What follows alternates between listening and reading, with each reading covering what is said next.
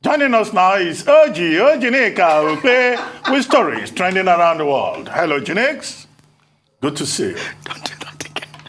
It's enough, Dr. Missed you. I know you missed me, yes. But I didn't think you missed me that much. How are you? Good morning. We really miss you. It's not nice to have you in Abuja. You should always be here. Always be here. Good morning, Tundu. How was your weekend? It was great. You got an extra special extended remix this morning from Dr. Yes, I regained my voice thanks to you, Rufai, and you. Yeah, how was your weekend? It was all right. Fantastic. All right. Fantastic. Well, all right.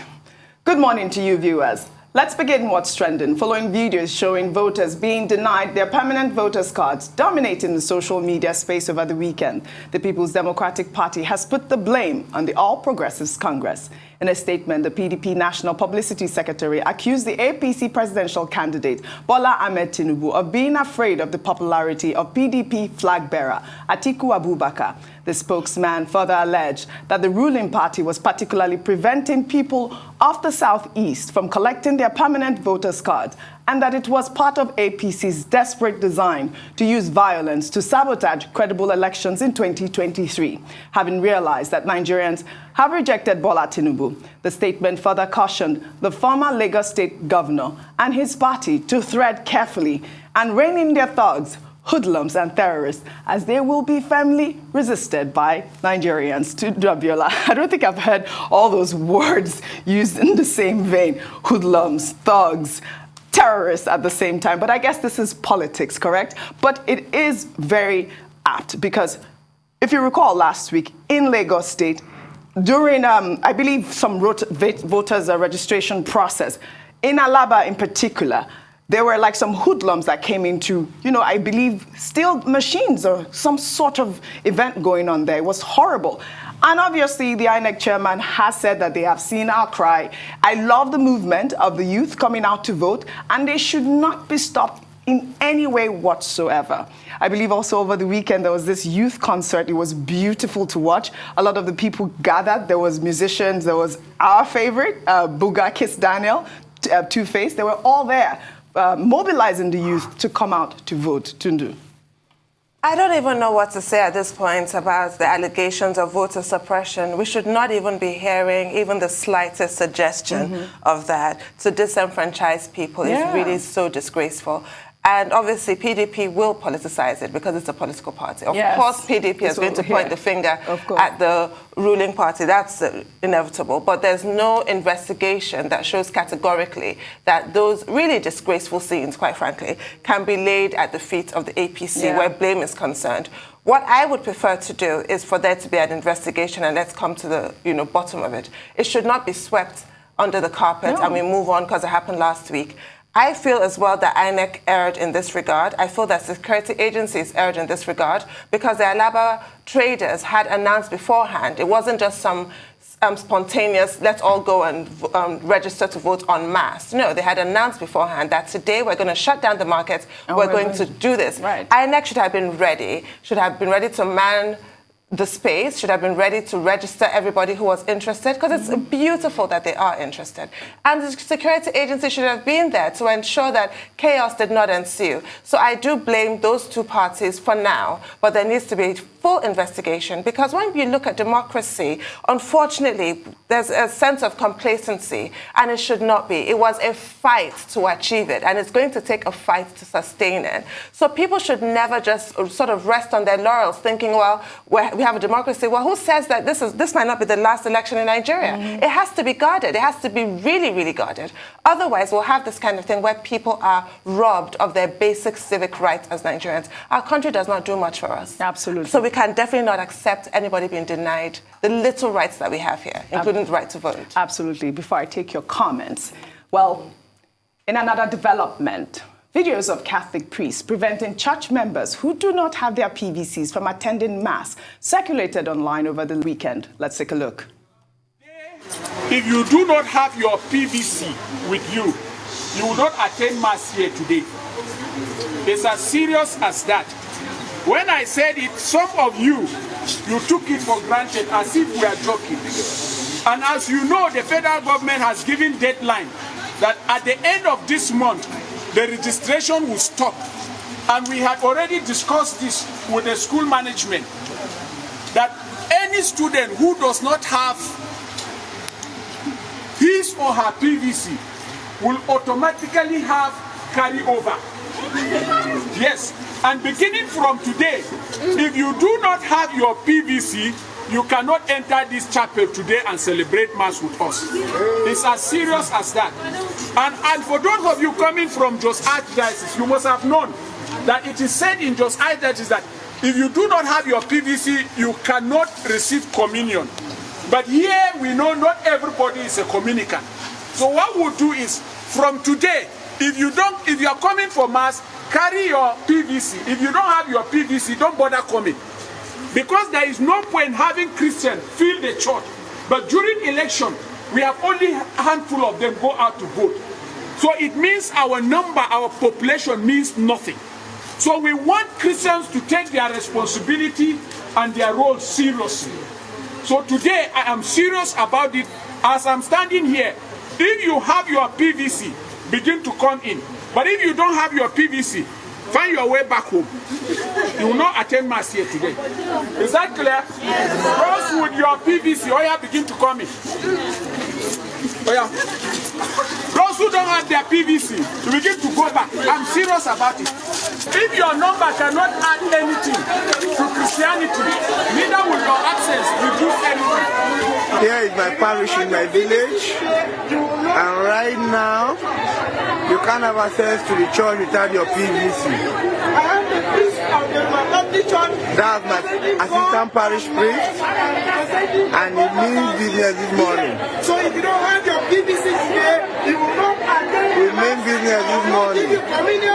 Mass was supposed to be by 6 o'clock, and this is 6:15. And we are still out. Nobody is allowed access to the church. We must come with church. You must show your PVC or evidence of registering for your PVC to access the church. This is St. Matthew's Catholic Church, Utuwa, and this is live and direct. Great mobilization. Dr. Abati, what do you think? This is definitely an interesting development. It draws attention again to the role of the church. And I guess that the church, this is the Catholic Church, no PVC, no Mass, reminding the congregants of their civic responsibility, their responsibility to vote wisely and to, in fact, participate in the democratic process. Is there any punishment prescribed by law for persons not having PVCs? There is none. So this is just a case of moral suasion, and the church using its platform to remind everyone of their civic responsibility. This is the Catholic Church. Maybe other churches will also do that, because there have been comments from the Christian community in Nigeria that anybody that fills a Muslim ticket, which is something we remarked upon earlier on, would not get the support of the church. The Christian Association of Nigeria has said that much. Another group, Save Nigeria group, has also talked about fielding a Muslim ticket as an exercise in futility. This is an indication of how religion is likely to be a major factor in the elections. But it's not just, the church that is talking about the PVC. One comedian called Francis Agoda, Agoda, he calls himself. I'm not the one saying Agoda. That's his nom de plume. Agoda, he calls himself. He's also been campaigning for people to get their PVCs. Very important. Mr. P of the Peter of P Square, the musical duo, has also said nobody should come to his office or come to his house if they do not have their PVCs. That the PVC is the ticket for accessing his home or accessing his office. I wouldn't know whether he will insist on that. If a Nigerian bureau suddenly shows up in his office and they say they want to give him an endorsement deal, whether he will insist on the team. That's an exception. Or if his in-laws suddenly show up at his home and they say they want to come and see their daughter. They'll need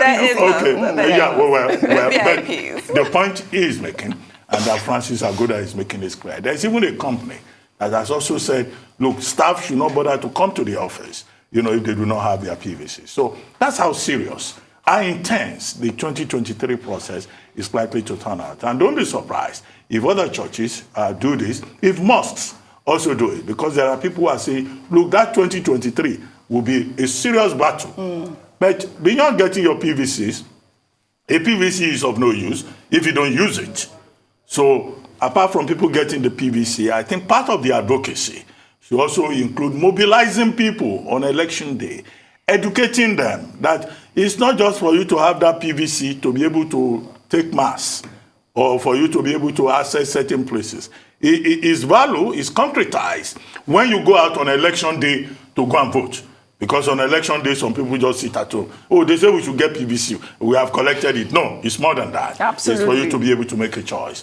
As to the point about Debo Olugunagba, talking about how Tinubu is responsible for disruption of the collection of PVC.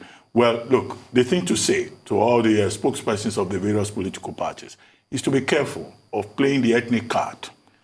Because the violence that Debo Olugunagba referred to in his statement, that in 2019 there was violence in the Solo area and he was blaming Tinubu for it. Yeah, he may want to demarcate the opposition, but he too should refrain from, encouraging ethnic mistrust, ethnic violence. He needs to be reminded that in January, in fact, Asiwaju Bola Ahmed Tinubu had in fact campaigned for people to go and collect their PVCs. And that was the time when he said, look, your PVC will expire. Go and update it and get a new PVC. And INEC had to intervene to say that, look, yes, it's okay to ask people to collect PVC, but don't tell them that the PVC will expire. It doesn't expire. Chinedu Oga, a honorable member in the Federal House of Representatives, has spoken up on behalf of the Igbo community to say that no, if anything, Tinubu is looking for Igbo votes, and that Tinubu has been very supportive of the Igbo interest. That is the only governor, in Lagos, in the history of Lagos, that had freely appointed, members of persons of Southeast extraction, to important position in the Lagos system, including one who is in charge of drainage in Lagos today. What's that my friend's name?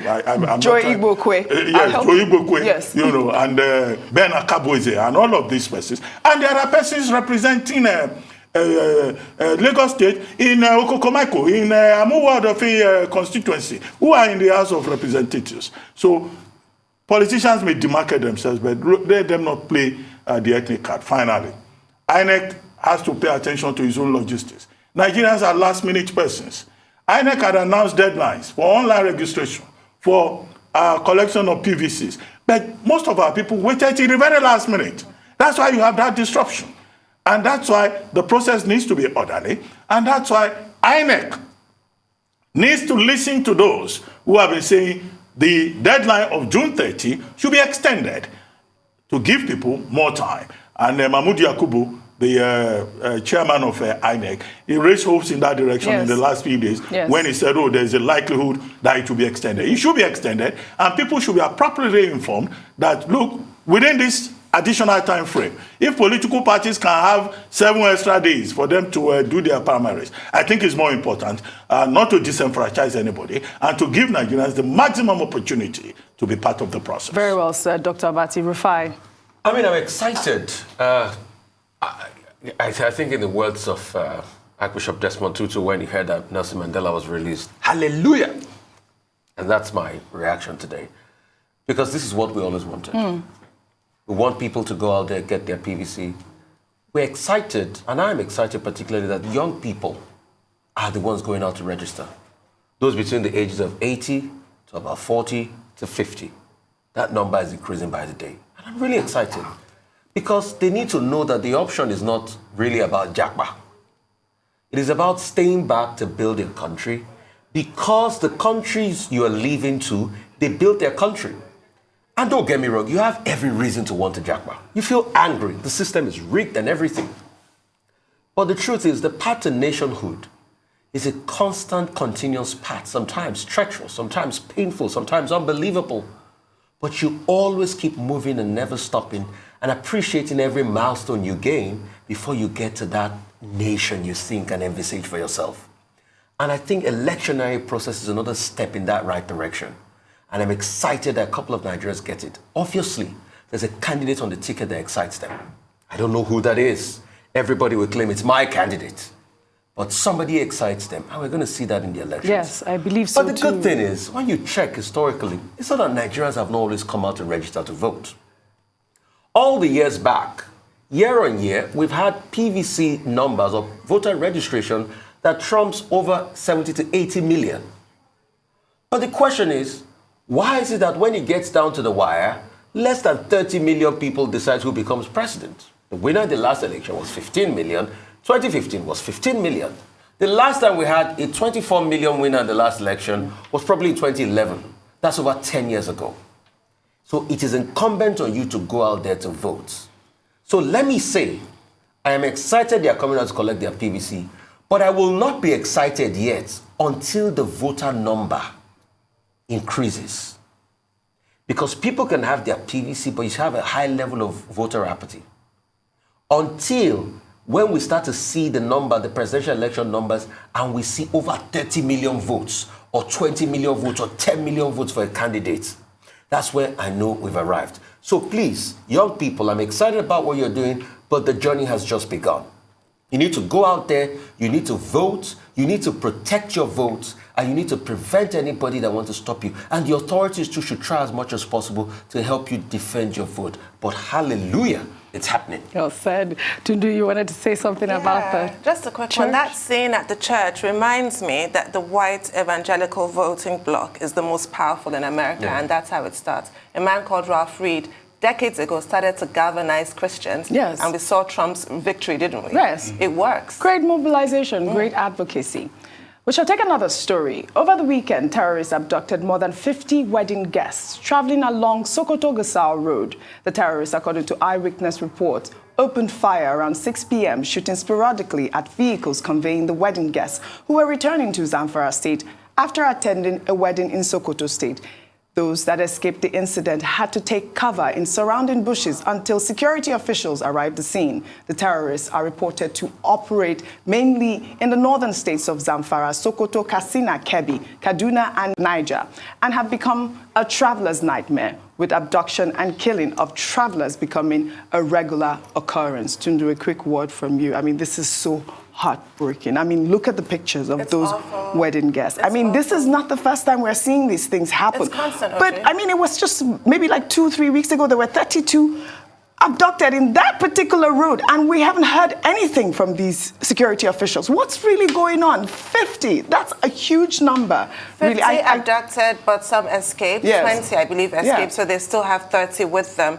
President Buhari yesterday gave his speech, Democracy Day, talking about those who have been abducted by terrorists, and next thing we hear, even more to add to that toll, and nothing is happening. The reason why terrorists continue to do this is because they're not being deterred. Money will exchange hands. Nobody's going to be arrested. Nobody's going to be killed. They come in, perform these operations, and off they go. They don't disappear. They go somewhere. Our security agencies, I'm sorry, it's quite clear by now that they know where they are. Yes. But nothing has been done. So, of course, it's going to embolden them. They're going to continue. And I just always think, who is next at this point? What is there to stop them? Absolutely. Well, this is so sad. Let's take our final story. By highlighting the heroic act of Ejiro Otarigo, a driver who drove a burning truck away from a densely populated residential area in Delta State to avert casualties in the event of an explosion.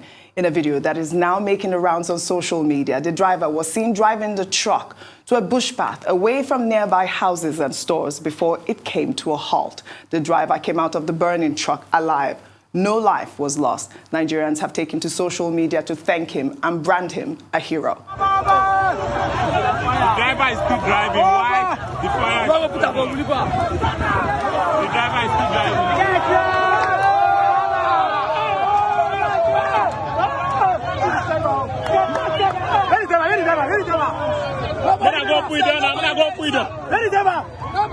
Well, that was brilliant. I mean, that driver should definitely be on our heroes list, Dr. Abati. Yes, this is truly heroic. Yes. He could have lost his life. Absolutely. A perfect, demonstration of, how the milk of human kindness flows in some people's veins, despite the, the reign of demons in Nigeria and, the lack of, commitment to public good that we're dealing with on a daily basis. So you have this gentleman, his name is Ejiro Otarigo, and the incident was at Agbaro town, in Newgally, North local government area of Delta State. And I agree with all the persons who have, recommended him for National Honors Absolutely. Awards. I hope that before the tenure of President Buhari ends, there will still be not just a last Democracy Day speech, but also a last National Honor ceremony under his administration. And we want to see Ejiro Otarigo's name Absolutely. on that National Honors list. Not, traditional rulers, not people who think that is their entitlement, for just passing through the corridors of power. We should use the National Honors list to make statements, to promote heroism, humanism, distinction, citizenship, not to just decorate people who think that they can collect rent, and that the rent can not just be in terms of money, but also in terms of national honors. I mean, this man risked his life, Rufai. Greater love had no man. Yes. And that's what he has shown. Thank you. People like Ejiro still makes us believe that we have a nation, despite everything points in the negative. Thank you, Ejiro. Megwa. Do. Migo, I love heroes wear that. capes. That is the absolute word. I mean, not all heroes wear capes. Tundu, go ahead. Really He quick. literally risked his life to save other people.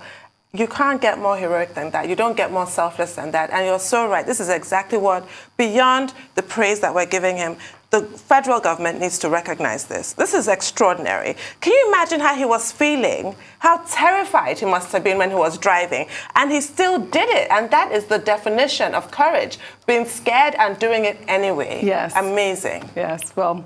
Thank you, Janet. Yes, I can't wait to see this man on the honors list, right? Yeah, Absolutely. he deserves it. Thank you all, and welcome back, Dr. Abati. Thank you. My phone is full of messages. Yes. Your admirers are saying they like your outfit. Oh, yeah, I like it too. I like yours too. Well, thank you all. Yeah. That's all I have for you on What's Trending today. I'll see you tomorrow.